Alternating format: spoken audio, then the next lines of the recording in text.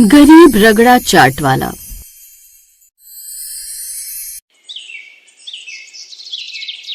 भरतपुर गांव में मनीष नाम का आदमी रगड़ा चाट बनाकर बेचा करता। उसकी रगड़ा चाट इतनी अच्छी होती थी कि छोटे क्या बड़े भी उसकी रगड़ा चाट खाने के लिए आया करते थे।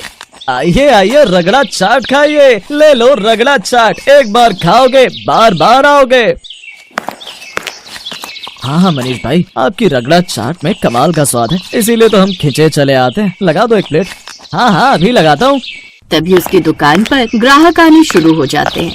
अरे भाई जरा मेरे लिए भी जल्दी से एक प्लेट रगड़ा चाट लगा दो, सुबह से इंतजार कर रहा हूँ कि कब तू ठेला खोलेगा और कब मैं तेरी रगड़ा चाट खाऊंगा। हाँ अभी लगाता हूँ भाई साहब। और मेरे लिए 2 प्लेट रगड़ा चाट पैक कर दो, सुबह से पति नाराज है, चाय बनाकर उसके साथ रगड़ा चाट खिलाऊंगी। अगर ऐसी बात है तो आपके लिए चटपटी चाट बना देता हूँ। वैसे मनीष भाई आप इसमें डालते क्या हो, और ये है कहाँ की डिश? ये मुंबई की खास चाट है। उबले हुए सफेद मटर, आलू, सेवई, मसालों के साथ ऊपर से चटनी, प्याज, टमाटर डालकर बनती है। मनीष जल्दी से सबको चाट बना कर देता है। ऐसे ही सुबह से शाम तक वो मेहनत करता है और सुकून के 2 पल के लिए घर आता है। घर आने से पहले ही उसकी बीवी मालती दरवाजे पर ही उसे रोक कर कहती है, अजी आज कितने की कमाई करके लाए हो? लाओ जो भी कमाया इधर दो। हे भगवान, ये कैसी औरत पल्ले पड़ी है मेरे। थका हारा पति आया, ना तो पति को पानी पूछा और आते उस पर चिल्लाने लगी। हाँ तो आपने कहा था कि मैं आपसे शादी कर लूं और उसके बाद आप हमेशा मेरे हाथ में घर में घुसने से पहले पैसे रखेंगे। अगर मुझे पता होता कि तुम पैसों की भूखी औरत हो तो मैं तुमसे कभी भी शादी नहीं करता। वो तो मेरी पहली बीवी चल बसी और अपनी बेटी की परवरिश के लिए मुझे तुमसे शादी करनी पड़ी। ये सब बकवास सुनने में मुझे कोई दिलचस्पी नहीं है, मुझे हाथ पर पैसे चाहिए। हाँ। मनीष गुस्से में जेब में से पैसे निकालकर उसे दे देता है। फिर कमरे में जाकर अपनी पहली पत्नी की तस्वीर को गले लगाकर उसे याद करता है। कई साल पहले बच्चे को जन्म देने के बाद ही उसकी पहली पत्नी का देहांत हो गया था और मालती उसकी दूसरी बीवी थी, जो कि न उसका ढंग से ध्यान रखती और न ही उसकी बेटी नेहा का। नेहा रोते हुए मनीष के पास आती है। बाबा मुझे मारी सुबह से कुछ भी नहीं दिया खाने को। मेरी बेटी सुबह से भूखी है, रुक मैं तेरे लिए एक प्लेट रगड़ा चाट छुपा कर लेकर आया हूँ, ये खा ले। वाह रगड़ा चाट। फिर वो उसे अपने हाथों से रगड़ा चाट खिलाता है। ऐसे ही दिन गुजरते हैं। धीरे धीरे मनीष का रगड़ा चाट का काम थोड़ा धीमा पड़ जाता है और वो थोड़े से पैसे लेकर ही घर लौटता है। ये देखकर मालती का गुस्सा काफी बढ़ जाता है। वो अपने लिए महंगी महंगी साड़ियाँ नहीं ले पाती। इन सब का गुस्सा वो नेहा पर निकाला करती। अरे ओ मेरे सौतन की बेटी, जल्दी जल्दी हाथ चला वरना गर्मा गर्म चिमटा ऐसा कमर पर चिपकाऊंगी कि अपने आप ही हाथ चलने लगेंगे। हाँ नहीं तो। फिर काम करते हुए पोछे की बाल्टी नेहा से गिर जाती है और सारा पानी फैल जाता है। ये देखकर मालती को बहुत गुस्सा आता है और वो उसे बाल पकड़कर खूब मारती है। तभी वहाँ पर काम कम होने की वजह से मनीष जल्दी घर आ जाता है और ये सब देखकर अब वो सहन नहीं कर पाता।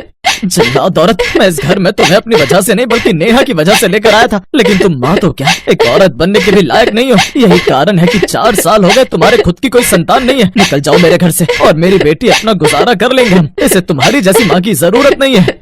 मुझे भी कोई शौक नहीं है तुम जैसे भिखारी के साथ रहने का।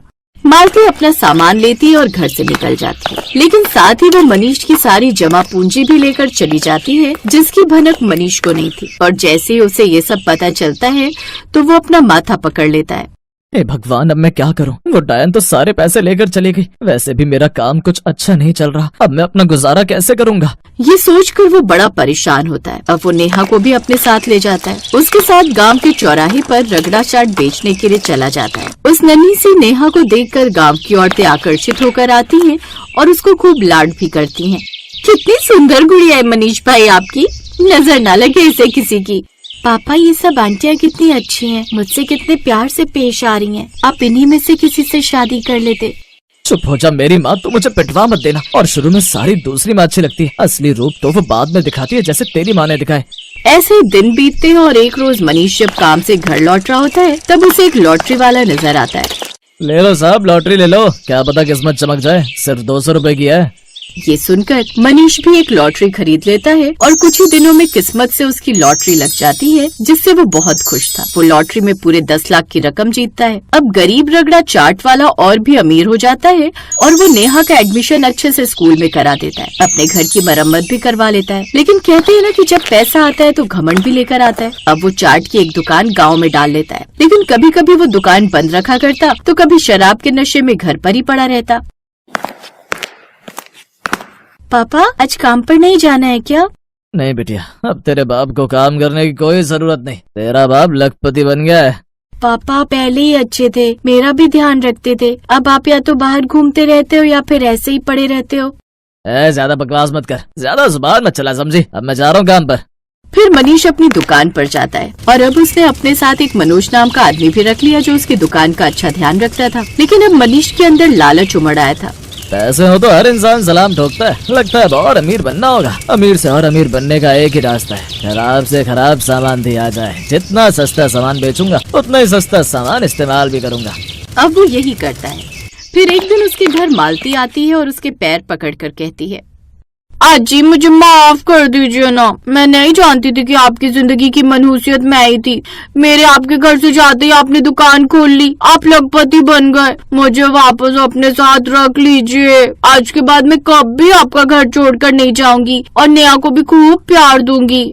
अब वो उसे एक दूसरा मौका दे देता है। मालती अब नेहा के साथ अच्छे से रहती। फिर धीरे धीरे मनीष की दुकान पर ग्राहक कम हो गए। उसने सामान की गुणवत्ता घटा दी थी, इसलिए वो मनोज को भी काम से निकाल देता है। मनोज को बड़ा बुरा लगता है। अब मनीष की आधी से ज्यादा दौलत या तो शराब या फिर अपने घर के खर्चे में बर्बाद हो चुकी थी। जिसके बाद जैसे ही मालती को इस चीज की भनक लगती है, वो बची खुची सारी दौलत भी समेट कर घर से भाग जाती है। हे राम, मैं तो मर गया, बर्बाद हो गया। वो औरत दोबारा से मेरा सारा सामान लेकर भाग गई। मुझे लगा था इस बार सुधर गई होगी, लेकिन वो डायन है, नहीं सुधर सकती। इधर मनोज ने गुस्से में उसकी दुकान में आग लगा दी। कुछ समय बाद खबर मिली कि ये सब मालती और मनोज ही प्लान था। वो दोनों एक दूसरे से प्यार करते थे। उस दिन के बाद मनीष ने सारा नशा छोड़ दिया और फिर से ठेला लगाया और उसी पर चाट बेचने लगा, जिससे इसकी दाल रोटी चलने लगी। अब वो उसमें भी नेहा के साथ गुजारा कर खुशी खुशी